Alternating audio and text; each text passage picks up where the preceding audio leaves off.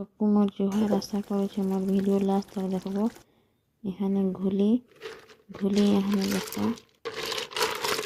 केते बढ़िया दिखुचे घुली।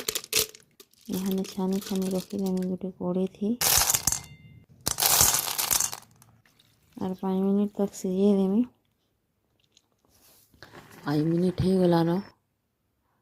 सुजी साहाଯ୍ୟରେ सब गोटे गोटे कर हिटे देमी। सुजी सब घुली के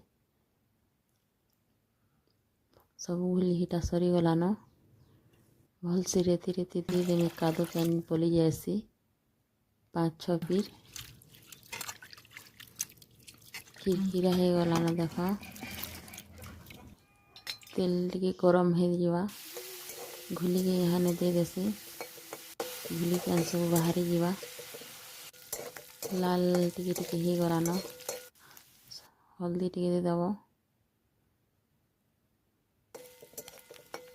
आमर घुली हो गलान।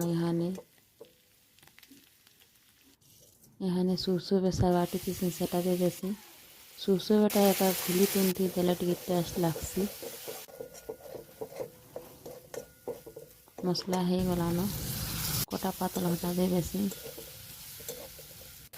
आउल फोड़ी भी दे देसी। आउल फोड़ी देले भल लागसी आमिल आमिल लागसी।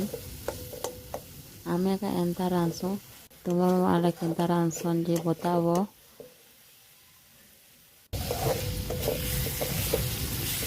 मसला आमर हो गलान।